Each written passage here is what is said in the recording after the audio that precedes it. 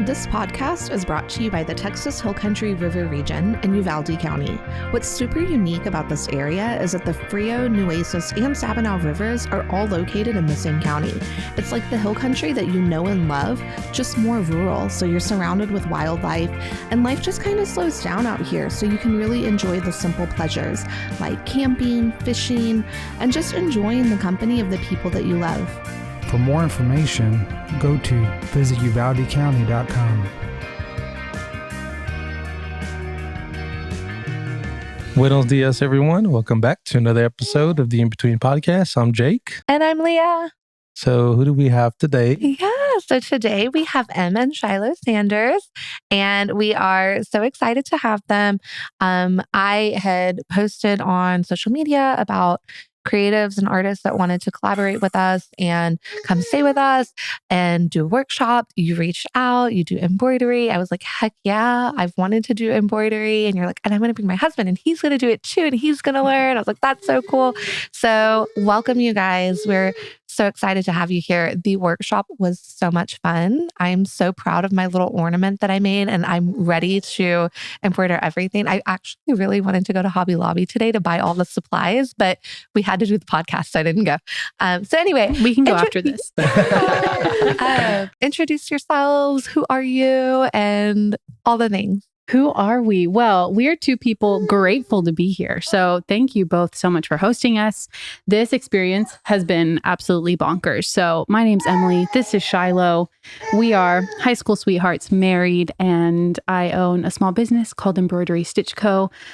My full name is Emily, which we talked about earlier, but I shortened it to make it a pun on the business. So, yeah. Your business is called Embroidery. Embroidery. So, of course. We're in College Station and always looking for an excuse to like grow and travel and meet beautiful people like y'all. So, and our heart is in Garner. We've been coming here for her family's been coming here for a long time, but we just started coming recently in the last couple of years, and so we just love the area. It's just amazing.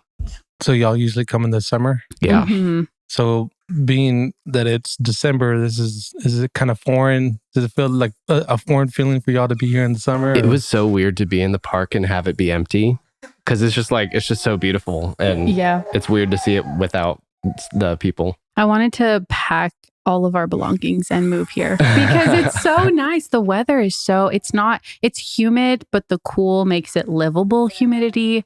I don't know. I've had some really good hair days while we've been here. So I know we just might come back. Hey, you better choose your words wisely, because last person who said that, they ended up being our neighbors. Oh my gosh.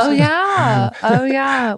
As far as we know, she's still living here in Lakey. Yeah. That's awesome. We actually interviewed her on the podcast. She was episode 1. Yeah. Oh, wow. wow. First episode.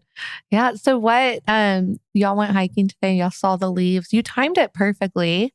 This is the peak of the leaves this year because they're behind schedule by 2 weeks. So I'm so happy y'all got to see how pretty the leaves look in the fall. Yeah, on the way here, I was like, wait a minute. These are all like cedars and like pine type trees. I bet there's not going to be any like colored leaves all over the mountains. And then we got here, and the best thing ever is that the species of trees that change color are all along the river. So it just outlines it in this beautiful, like bright orange outline. It's amazing. And when you're walking, there is the perfect fall leaf, that I've embroidered a million times, but it was on the floor. Like it literally fell, and that's magical. I went to school in Austin, and that was the first time too that I'd ever seen the leaves like literally fall off trees here. It's not just palm trees where it's cockroaches falling from the tree palms. We grew up in South Padre Island. We're just used to palm trees and mesquite trees, and so it's an amazing experience to be up here. Yeah, totally different world. I mean, you got the salt water and the ocean, and here's fresh water and river, just river life. Why don't you tell us about where you mentioned already where you grew up, where y'all came from, and what that was like? Because it's South Padre is a very popular destination, a little tourist town down in real South Texas. It's crazy because being down there, we kind of like avoided we'd be locked up in our houses like it's winter time whenever spring break got there, because it's just crazy. There's like 5-mile long of bumper to bumper traffic to get to the island, but every other period of the year is just gorgeous. And even in the winter, you get like 2 or 3 day long cold fronts that come through, and then it's just pretty again. It's just which might be why we liked visiting now, because it's exactly what we would do like down south. You know, you go to the beach in like January or February where the weather might be icky, but you're not having to fight people for beach spots or traffic, especially. Like my grandma would say, we're not leaving the house. So whatever groceries we need, get them now. So, but I bet y'all live that life here too. And y'all stay busy with bookings. Yeah, absolutely. In the summer, the locals all kind of like go and hide for the summer. Hibernation. And yeah, we hibernate for the summer. And then afterwards, we all come up. We're like, hello, neighbor. Yeah, there's Hi, I haven't seen you in 3 months. little running joke just before the summer starts is you see some of the locals are like, okay, we'll see you in September. You know, it'll be May, but they already know the drill. Is like, all right, everyone is out and about right before summer hits, and then summer hits and everyone kind of goes in their little hidey holes. Do y'all get a spring rush too, just for a couple weeks in the spring? I think nothing like what y'all would experience down there. Yeah. But you know, there are more people coming here for spring break now because there's some concerts and stuff that happens, but nothing like South Padre. Yeah, it kind of peaked around 2005 as far as like the craziness, like the TV, like everything broadcasted, and just like the wild stuff, the sponsorships of all the beaches and locations and everything like that. It kind of peaked at around 2005 with like the craziness, and so now it's more like families from all over the valley that come through during the spring. I mean, it's still really, really busy, but it's nothing like it was. Well, they're trying to make it like here. It's family oriented. You can bring all 5 generations in y'all's family and enjoy a stay at the beach instead of it just being for spring break goers. Yeah, now they spread out the traffic over the course of the summer and have it be more of a summer destination town than like a spring break party town, which is a lot better for the locals. Yeah, Nobody wants to be the party town. Nobody wants that. So, are both of y'all from South Padre, and families have been there before y'all? And what's the backstory there? Her family. Yeah, my family has been in South Texas for as long as we can look back. They say that the border crossed us. We didn't cross the border. So I'm born and raised Port Isabel blood. We're strong. We're strong members. I used to actually, my maiden name is the same last name as the judge in town. And so that was the big running joke, like, oh, are you related to that, judge? Like, no, unless it's convenient. But, I stayed out of trouble. Shiloh has a different backstory. Yeah, though. my parents are my mom is from Canada, in Toronto, Canada, and my dad's from Indiana, on the border between Kentucky and Indiana, right there next to Louisville. And they both got down to South Padre Island in the 80s, and they met there. Oh wow! And then they never left.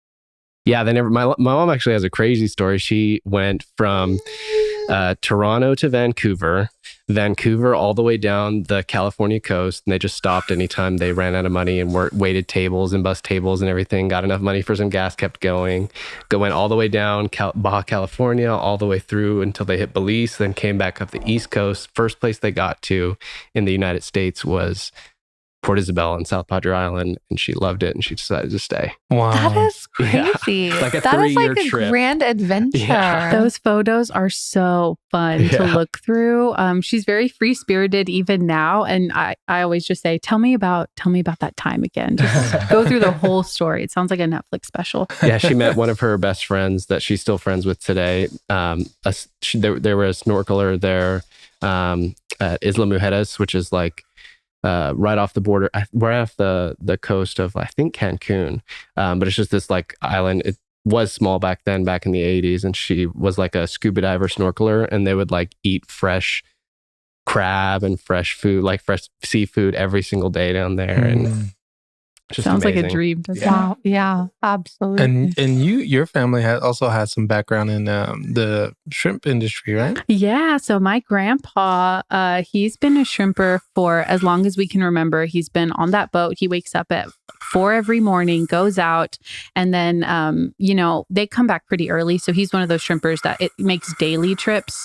So when he comes back, we can guarantee we're going to have a few bags of fresh shrimp in the fridge, and he'll make us pretty much seafood fresh daily. So we don't tend to eat seafood unless we know it's fresh and we know it was caught that same day. So Yeah. we're spoiled for sure. Wow. I grew up in the island, and so like my mom and dad both worked in restaurants, and so I ate like the seafood that was there at the restaurants, but it's nothing like it's even a step above to actually get something that's fresh off the boat and then have somebody who's been cooking shrimp every day for the last 50 years cook it for you. It's just, it's awesome. Yeah. Wow. Good. And he has his own like meal, like the, what would you call it? Like the bake for the shrimp too. It's like his special recipe. So What does he do?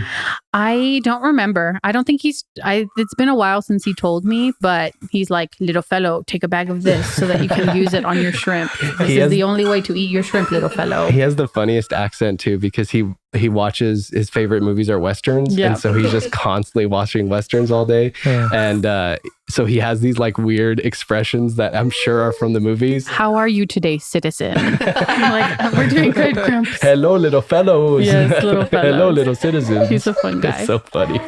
We got to bring y'all out on the boat because he loves showing people. Luna can join. We can all join. Yeah. You're speaking Jake's language. When you're talking food and fresh food, you Yeah. are speaking his language. Yeah, I feel like that's like an experience now that people are, I don't know, there's like a movement for that. Like you go and harvest your own food and you cook it all at the same time. Yeah. So like that would be fun to go out and boat and shrimp and catch and then fry it up or make a shrimp cocktail or I don't know. What do y'all prefer to do whenever how do y'all prefer to eat shrimp? Ceviche is ceviche's the best. good. And so you just go on down to the grocery store, get whatever your mix-ins are going to be, and then you'll have that bag of shrimp after your trip with Grandpa. So that's my favorite now. I also love fried shrimp. My favorite's blackened shrimp Alfredo. Mhm. So good. Oh, That's a good one. Yeah, I love it. Never had that. Super That good. sounds But you'll really have the good. same thing here. I don't know if y'all take advantage, but I mean, Texas Hill Country is the best place in the world for white-tailed deer. And so there's some catch and kill and cook stuff here too that you could take advantage of. Yeah, there's We some. don't. I mean, Yeah. occasionally, but I've never had access. And apparently, access is like the Yeah. best. Mhm. And we have so much access out here. Have y'all seen any driving around? The access I haven't. No. the ones with the white spots. I saw a couple, but it looked like it was on like a what are those called? A game ranch. Yeah, like a game ranch. Yeah. Like an exotics ranch. Yeah. Which It was is like a how- 6-foot tall fence Yeah. and stuff like and that. that's how the access got here because they're not native, but they were on an exotic ranch. They escaped Well- and now they're everywhere, right? Or no? Well, Am I It lying? was because of the World War Oh. II or one, Oh, wow. whichever one of those. They started to breed them to have like a backup food supply Oh. for the nation. Oh wow, I did not And know then they finally just like let them. They might have been on a ranch. I'm not too sure, but they eventually let them roam and breed Is that freely. how Nilgai got here too? I don't know if they're this far north, but I in think South so, Texas they yeah. are everywhere. Yeah, like Corpus, like on that bay. I guess the coastal lands. the Rio Grande Valley. I want to say I saw Meat Eater. Yeah, they did a show and they did a hunt down in with Corpus. Jesse Griffiths. Yeah, and yeah, it was Jesse Griffith, and they were on a ranch with one of the. They talked about it, but I don't recall the top of my head. But y'all being from that small town, is it a lot like it being from any other small town when when you graduate from high school? What everyone tells you to do is like go to college, get out of here, and don't come back, or you prefer to not come back and go to school and get out of town. Is that kind of the mindset? Yes. So I have such a heart for that. I felt like I needed to break the mold that I had made over the last 18 years, which I bet a lot of 18-year-olds feel. So I ran to Austin and changed my hair, changed my style. And even now, College Station Emily is different, like almost a complete 180 from Austin Emily. But I feel that I got to have fun and play and see like, oh, who am I? You know, what kind of people am I going to surround myself with? What are my hobbies when I have a choice between hobbies and it's not just fish on the water or like read Harry Potter 12 times in my bedroom. So I don't know. I think it gave us the chance to grow. And of course, you always appreciate your roots. But it was really fun getting to explore in Austin for a few years. Yeah, the fact that our family's down there just kind of keeps us tethered. I mean, and to us, College Station is like this gigantic metroplex. But I mean, compared to people who grow up in Houston or Dallas or, God forbid, New York or something like that, like it's just a tiny, small, rinky-dink town to them. But it's 50 to 100,000 at any given time. So you go from Port Isabel to Austin, and were you in Austin too? No, I went to A&M. Yeah. Okay. Yeah, I have to mention this. Like, it's like a modern day Romeo and Juliet story of like an Aggie marries a Longhorn. Like, what? We were together before we went is the key, I guess. I tried to convert him. I said, hey, you could transfer over here. And absolutely not. He did not buy into it, but go Horns. Hook 'em horns, man. yeah. We don't say gig 'em in this family. I don't watch football though. So I say all that, but then I go, I don't know what the stats are. So do not ask me. I went to maybe 3 Longhorn games because I had really bad tickets all 3 times. I sat on the visitor side at my last game I said, no more. This is not the life for me. I'll just go to plays and musicals. That is too funny. That sounds like the life right there for Leo. She would agree. 100%. Plays and musicals. Completely. So, and you went to school for teaching. Yes. So I went to school. It was really specialized. It was theater studies. So taking all of the different areas in theater and then graduating certified to teach those areas. So taking like your education courses alongside your arts courses, which I thought at the time was really opportunistic for me because I knew I loved theater and I knew I loved the arts and I wanted to be creative. And I thought being in the classroom would be really fun. So I've like moved away from the classroom. This is my 2nd year out of it, but I still had fun getting my degree there. It was a good time. Now, the transition for you was because of COVID? Yes. So I think when something like that happens, we all just kind of reevaluated and looked inward. And I thought, this is the time to like make things move in my life that would truly bring me happiness. And that was outside of the classroom.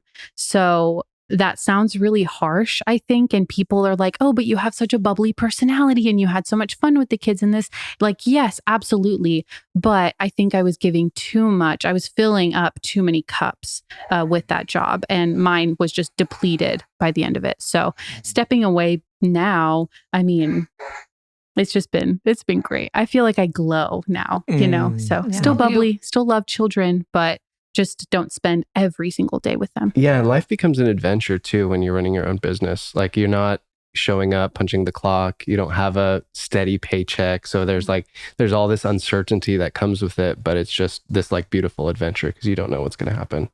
And I think that's a blessing. I would love to talk about how you went from teaching, transitioning into a creative field. And teaching is creative in its own way, but now, you're straight up creative and business owner. I would love to talk about what that's been like.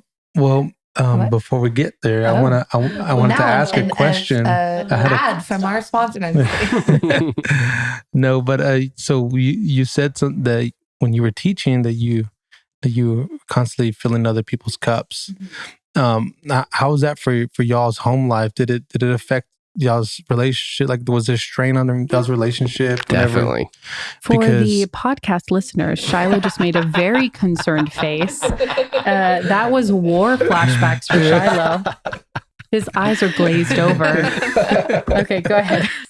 Yeah, so what was that like? It was just so tough because like when you get married, the first priority for your relationships has to be your spouse. There's no way to make a marriage work without that. You're living with them, you're with them more than you're at work, even though you're at work for 40, 50, 60 hours a week.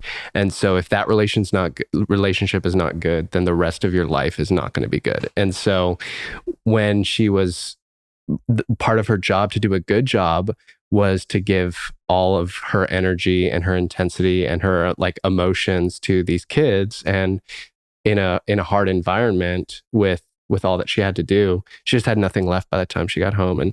And it was fine to be, for that season, it was fine to just go through that and just be there for her, but like it's not a way to do a long-term situation. Yes. Yes. And which is very theater of me. So 100% agree. But I also think there are people who can teach and do that in such a healthy way. I mean, my mom was in the classroom for 13 years and she loved it. And she could give all this energy to her kids and still come home and like give some love to us. But I think I just wanted to just give and give and give and try my hardest and be the best. And I wanted to be a Pinterest teacher, an Instagram teacher, a TikTok, and have it all, do it all. And then I'd come home and sleep for 14 hours because I was exhausted and I wasn't making dinner. I wasn't taking care of myself. I mean, towards the end, it was just exhausting. And in theater, when I was at the high school level, you have competitions.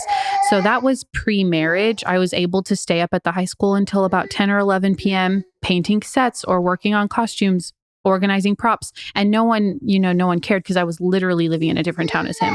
But when I was staying late and working 40 minutes away from home and then needing to come home and, make dinner and do this. I mean, I was physically getting sick all the time too. So it's just hard. Yeah. Yeah. I think it's just like her personality is that she felt like she was robbing from the kids if she left anything on the table at the end of the day. And so she just had such a heart for them to give and give and give that it was just too much. And I think there's some social stigma. I don't know, maybe that's not the right word, but like pressure that if you don't do that, do you really care about the kids? If you're not staying there and doing all that, if you're not decorating your classroom and painting all the things, and do you really, if you're not spending every penny that you own back on the kids, do you really care about the children? Like, I feel like there's this, whether no one's saying that or not, like I only taught for a year, but I did a lot of nonprofit work before that. And it's like, there's so much pressure to like give everything you have. And if you don't, even if no one's saying it, in the back of your mind, there's that voice saying, but if you cared, you would. Yeah. And like, how do you, of course I care about the kids. And then look, a year later, I'm retired because I gave too much and couldn't even, stick it through. And it wasn't as crazy as like she makes it seem, as far as like how bad our home life was when she was going through all this. It was fine. She was just super, super, super drained. Well, and wanting to give more to my friends, wanting to give more to my family. That's just the difference. So when COVID kind of like shut everything down, I taught for a year after that. And then I said, stop or it's going to turn you, you'll go sour. And so I still think there's like a love there that if I wanted to go back, I could. I have not hit that phase in my journey. Yeah. Phase was the word of the day yesterday. We used it like 15 times in the sentence. But you are teaching in this. I mean, you just taught a workshop to us and you're doing another bigger one. And I mean, you can tell that you were a teacher because you're such a good communicator in the way that you taught to us. Like your teaching roots are coming out whenever you're doing these workshops and retreats. So you're teaching, but on your terms. Yeah. Yeah. I think it was important to kind of talk about that. That's why I asked, because you don't really hear those conversations, what it's like for the teachers who their home life and how it affects the spouse and the relationship at home, and which, if that's not whole, like you said, that should be your foundation. And if it's not solid, then it'll affect everything else in your life. And we kind of went through that too when Leah started teaching and was doing nonprofit work, and everything that you were saying sounded just like Leah. Like she goes in 120%, 150 miles an hour, And then, yeah, she was just pouring everything into all that she had into everything she was doing. So I would come home exhausted, but then I would be thinking, but I don't even have kids. What about those teachers that have kids and they're doing this and they have to go home? They've been with kids all day long and then they have to go home to their 3 kids and cook and clean and be like, how? Yeah. And then I would feel guilty for how tired I felt because I don't even have kids. And there's there's teachers that have it harder than I do and they're doing it. But why am I sleeping for 14 hours straight up? It's just wild. It's wild. But teachers, thank you, teachers. We love them. We love them. We love them. We have a lot of teachers in our friend groups. And so we always laugh, when they're like, oh, there's a teaching position available. I say, okay, I will keep that eye out for people who need a job. I will let them know. I'll post this on a Facebook group for y'all to get it filled. Let's get the word out there. So now we can take it back to where you were. Sorry. Transitioning from teaching to creative. Yes. Well, I think she's always been creative because in high school, she was a theater person. And then in college, she was a theater major alongside an education degree. And most of her classes were in the arts. And so she's always been creative, but just in a different genre than visual arts as far as embroidery. Yeah. And it's a little hard to be always be creating. Because with markets, I'll have a keychain design. So maybe a Texas and it has blue bonnets in it. Right. And I'm so proud of that hoop. And I think, oh my gosh, I'm not an artist, but I did that. How cool is that? And then have to make 15 of those to sell it at a market. So trying to keep the balance between, yes, I get to do this really beautiful creative thing. I don't want to burn out though. I would like to keep my fingerprints.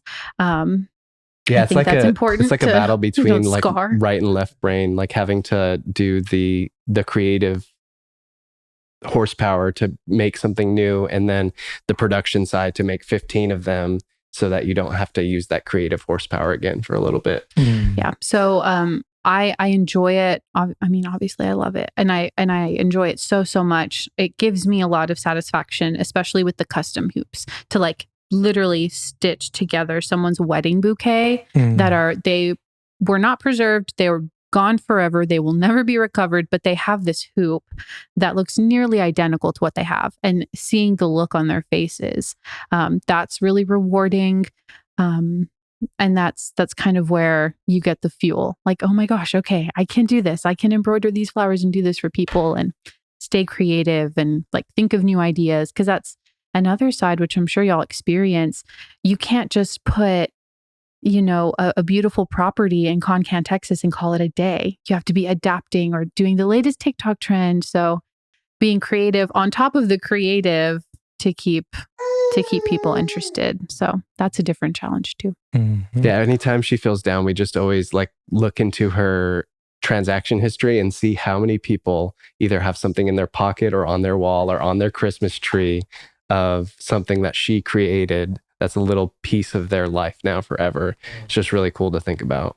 I have a document, actually. I'm going to pull it up and we can move on and I can circle back. But this tracks all of my purchases by individual hoop so that at the end of every year, I can say how many literal pieces I've sold. So this year, and I have one more market, so maybe we can push it over. This year, I have sold at least 264 individual hand embroidered pieces. Oh Wow. Yeah, it's kind of cool, one, right? Each one takes you how long to embroider? So keychains can go a lot faster. Wedding bouquets, up to 90 hours for those. Wow. And that's stitch time. That's not like, oh yeah, I start Wednesday at so-and-so and I end Friday. Like that's pure needle to fabric because you want it to be perfect. I'm a perfectionist, so I have to. We were talking yesterday about different embroidery styles, but for me, if I pull up, on my needle and thread and I go back down and there's any flaw, it has to come out. I don't know what it is. I'm crazy. Maybe I'll get over that eventually, but it has to be perfect, especially on the Texas hoops because I can't sell something that looks like Oklahoma. You don't call it Texas.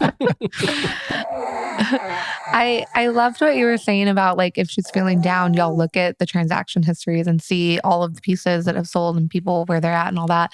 I do something kind of similar whenever if I'm feeling down, if maybe we got like a less than perfect review or somebody's unhappy, and I'll look through all the positive reviews that we have or the notes that people have left behind in the books, just to remind myself of the good that has happened. Like we may have one unhappy person and we just had 200 happy people.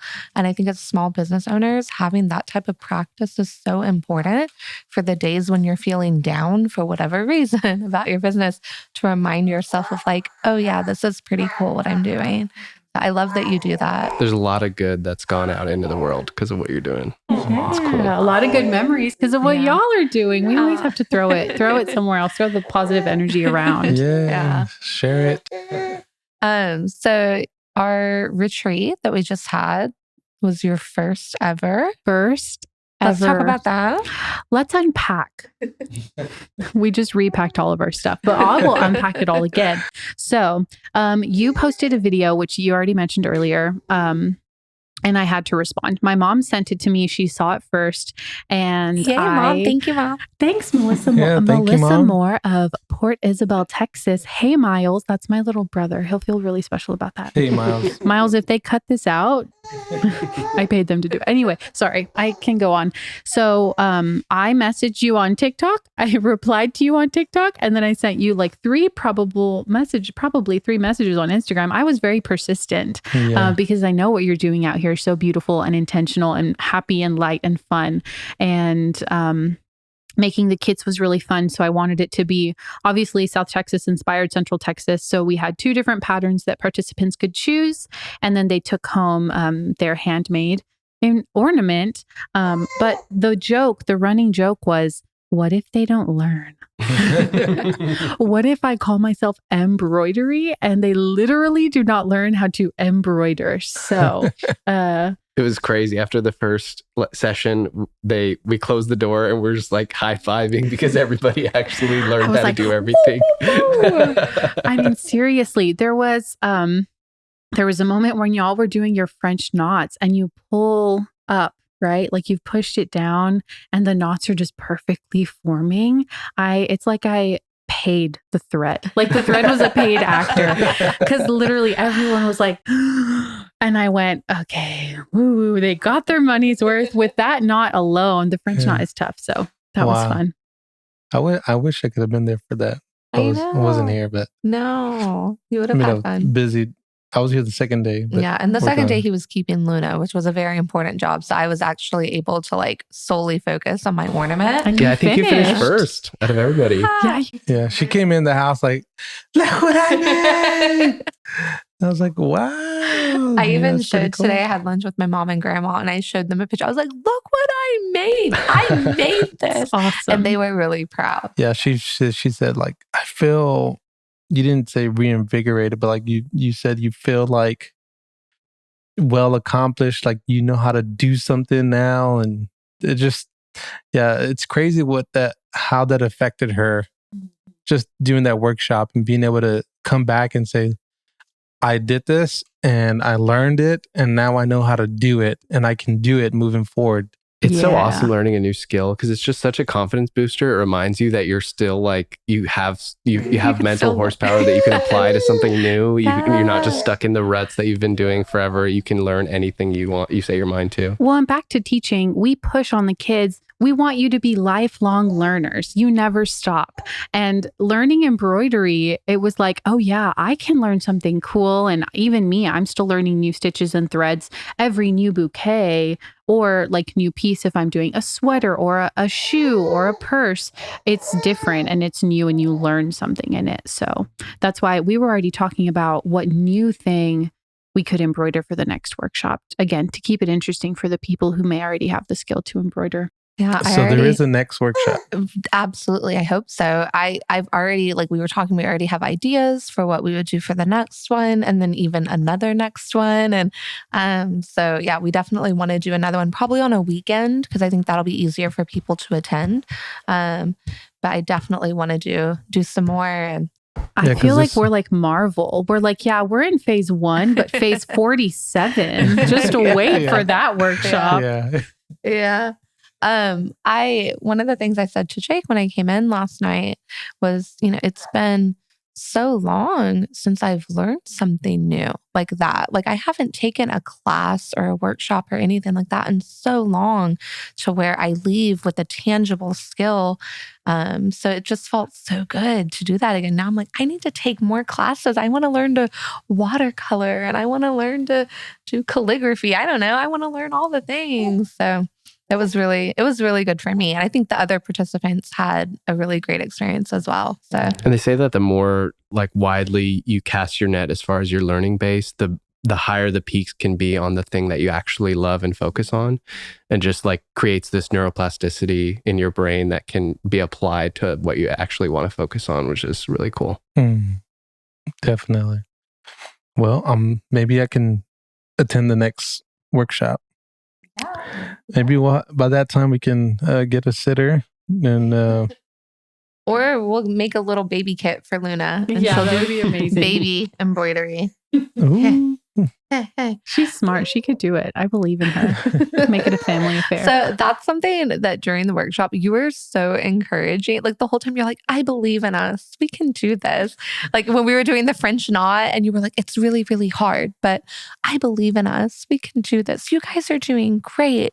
That's the best I've ever seen. Like you're such an encourager. Like I can see how you were definitely a teacher. Thank you. You got to try, especially like I said, going back to what is it? Imposter syndrome of like, oh my gosh, can I teach them? So I was almost like convincing you like, no, you can do this. Like you are going to do this. You have no other choice. I'm not leaving here until you do a French knot. And one of the cool things that you say you do is embroider shoes. Or I mean, really, you can embroider anything, and people can, if they reached out and asked whatever the request is, you can pretty much embroider it. Yes. And you showed me some really cool vans that you're doing. Are we allowed to talk about those? So we can say that the vans are for a December wedding, and that, I mean, the bride, we got to send her a photo of them and she loved them, but that was new to me. So that was one of my most recent like new pieces. Like baby sweaters, that was new. And now I do those often. Sweater, like name sweaters. Again, that was new. So every time I get a new piece, I almost want to tell them, and I actually am about to. So shout out to Ariel if you're listening to this. Like, hey, I almost don't want you to pay me at all, because the experience that I learned from embroidering on shoes, I never would have done it if she hadn't asked me to do it. So there was someone who I had embroidered on paper just for fun. And they go, well, could you embroider a Spotify code on there? I said, well, I don't know about that. A Spotify code, the thing that you take a picture of right with your camera and a song pops up. And now I have them, and I made recycled paper and I stitched on it and it put it in a nice little frame. And that was really cool. So that's the fun part. I mean, if it's like, if I can puncture it with a needle, then I will stitch on it, you know?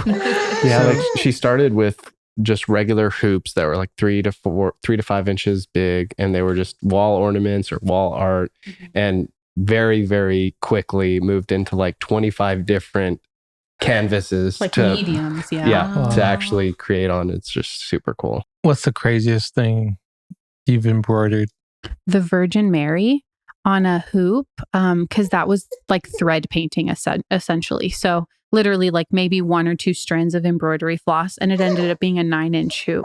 I'm gonna try to pull up a photo so that the listeners can hear a reaction. Let's see. It's just crazy because each stitch on it takes time. Like you know that now, Leah. Like each stitch takes time, and to see when you actually see details of one that is like unbelievably complex. Oh wow. You're just like, oh my gosh, how long did that take? Incredible. Crazy. Yeah. So this was for my friend Becca. She said her mother just would love it. And she said, I would really love to get this to her for her birthday if possible. I said, give me a little bit of time and I can make it work. And that's like one of my favorite pieces. I almost didn't want to give it to her. That happens a lot too, especially the baby sweaters. I'm like, I can be Collins. I don't have to give her baby sweater. I can wear it on my arm. I can be a baby. Yeah. Wow, that's good. Yeah.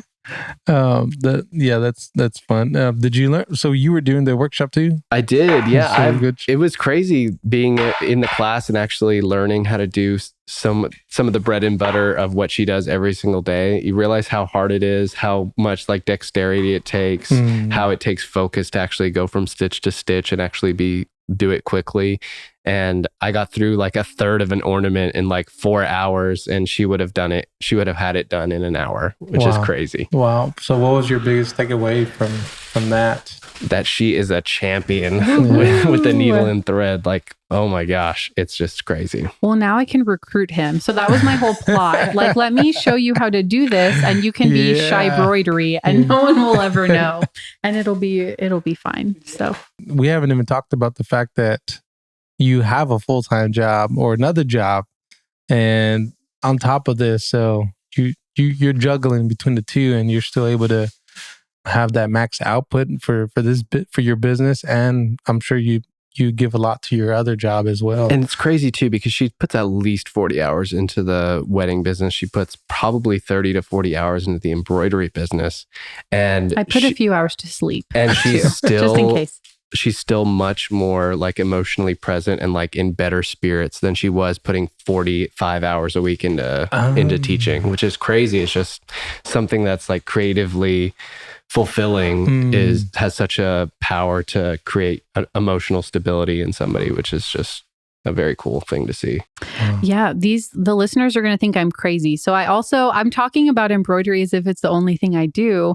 I'm also a full-time wedding coordinator with a company out of College Station. So that is really fulfilling, but you can't slack on that. You can't slack on either job, because if I have a market on Friday, which this Friday I actually do, I can't show up with no products. But the reality of Friday is Shiloh will set up my entire booth for me because I have a wedding rehearsal that night as well. And so you still have to be completely present for those brides and give them the most magical wedding experience of their life. And then I speed home and I'm like, okay, I can make it. And I change as soon as I get there. And then Shiloh takes off, and then I'm Em, and I embroider, and I wear hot pink and have tassels and pom-poms all over the place. So different hats, but it's fun. It keeps me busy. Interesting. That's crazy. She does a little bit of everything and is all over the place. I mean, Hot Mess Express is what I say. Not the Hogwarts Express. Y'all make a good couple and a good team when it comes to that. It seems like y'all got it all figured out. I guess navigating the two. I mean, your schedule is pretty flexible, you said. Yeah. So you can kind of pick and choose. Usually about 40 to 60 hours a week, but whenever I want it to happen, it happens. So we do a good job at making sure that those 40 to 60 hours are in common when we're actually on the grind, so that we have at least some time to spend with each other and only with each other. Yeah, I'm so appreciative of him because he's given me the chance to. It kind of makes me wonder, like, gosh, how dark did it get for that last year teaching? Because we're working so well and making it happen. So like Friday, he didn't just say, oh man, good luck. He said, no, send me whatever photos I need for your setup. Give me whatever pricing and I will take over it until you're able to get there. And I don't have the capital to hire people and do interns and all of that. That's so much energy, but he knows my product and he knows how to sell my product. And I mean, I would hope he's married to me, right? So he knows the ins and outs of everything I do. So I'm just appreciative. Now he knows how to embroider. Oh yeah. Like that's a whole other level. No, when we get back, y'all be at the market. You'll both be like there, like embroidering together at the market, live embroidering for people. And no. He's evidence. I'm just going to have him stitching and see, I can teach you at a workshop. Even this guy can learn stuff. If Shiloh can learn. No. Can we talk about the big workshop that you have coming up? Because that's really Yeah. exciting. Absolutely. So I was reached out to on Instagram, and it is a workshop it's like with an Aggie mom organization. And so they host an entire Aggie mom weekend where they offer a bunch of different workshops for these moms whose children go to A&M. So it gives them an opportunity to come see the area, visit their children, and then again, learn new skills, do something for themselves. So I will have 2 sessions of moms, and we're making keychains that say Aggie mom and like the closest thread to maroon I have ever found. So I'm actually recruiting my little workshop helpers. So my mom and sister will come up because that night we're assembling all 100 of those keychains. So I was telling you a little bit about that process yesterday, because you have to finish the hoop, wash it. You want to frame it in the hoop, assemble the hoop, which is like 2 different types of glue. And then you have to use the sealant over because you don't want to have your thread popping out. So it's 100 participants? Yeah. So Wow. 2 sessions of 50 each. I missed that. I just heard 50. I didn't realize it was 2 sessions of 50. Mhm. It'll be great. Wow, I'm so excited for you. So I had somebody ask me today if they wanted, like, would you be willing to go other places to do workshops for people, for groups? Is that a For thing? sure. Yeah. It's something that gives me such peace and joy, and getting to share it with other people. So as long as I'm available, we always say, we'll get there. We will make it work. Yeah. It's been so fun too. If they wanted to reach out, I guess what's the best way for someone to reach out and get a hold of you, maybe to schedule a workshop or your online store to purchase products? I mean, So on my website, which is it's all one word. That's stupid. It's more than one word, but it's just embroiderystitchco.com. No periods or weird spaces, anything crazy. There's a contact form on my website, but I know that social media obviously it can be really beneficial for our businesses in this day and age. So I also say Facebook Messenger, Instagram direct messages, basically however y'all find me, you can get in touch with me. And your Instagram handle is? My Instagram handle is a little more complex. It's _ EM and then a period and then broidery. So what about for Facebook?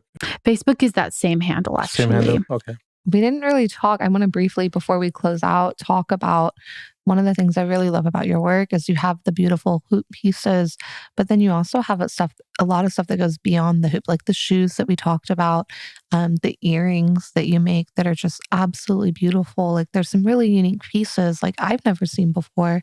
And I know one of the markets that asked you to participate, the one in College Station, is like a really hard market to get into, but they really liked how unique your work was. So I really encourage everyone listening to check out the Instagram and to see this work that you make because it's beautiful. It's absolutely beautiful stuff. Thank you. You're welcome. Thank you. We were talking yesterday. I get one of 2 responses. Oh my gosh, this is so tiny. How did you embroider these little flowers? And I also get, oh, my grandma used to do that, and they walk on by, which is fine because at least I reminded them of their grandma. But This is not your grandmother's embroidery. I'll tell you that. Yeah. I'll So tell you that. fun time. Yeah. So what is next time we see you, what do you hope to have accomplished, or what are your goals for the embroidery? More workshops for sure. I really, really enjoyed this time. And I didn't think I wouldn't, but again, I just thought there would be the disconnect of, oh my gosh, what if they just don't like get it, But I would love more people to start embroidering and take it where they can take it too, because that's always fun. So more workshops for sure. And I think just more designs. I love playing with like the earrings and all of that fun stuff. My friend does clay earrings, and so we collaborate on those. So just getting to have more fun with different mediums and different like small businesses. Awesome. Awesome. See you soon. Yeah. So we you. definitely are planning another workshop. So by the time this podcast drops, we'll probably have something in the works. So I'm excited about that. Hopefully people will come, and Luna's over there screaming. So yeah, we'll wrap it up this over here. So thank you guys again for working with our schedule. I know we had some last minute changes, and and it worked out. I think y'all got to go to the park and enjoy it. But still had to hold. Y'all were waiting on us. But thank y'all again for that, and thank you for coming out Thank to you for do the having workshop. us. So we No, appreciate thank it, you. and it was awesome to meet y'all. And y'all are friends for life now. So Woo yeah. woo! We're in the Ever- club, Shiloh. yeah. We made it. They can't get rid of us now. Yeah. No, seriously though, thank you so much. Such gracious hosts. Y'all have to stay here. I know you're following this channel for a reason, but it is gorgeous, and so are these people. So, thank you. Well, thank y'all again, and we will see y'all next time. Hasta luego, and make sure you like and subscribe if you haven't already. Hitting the like button does help, or with our YouTube channel. So if you're watching on YouTube, make sure you hit the like button. Hasta luego. Bye.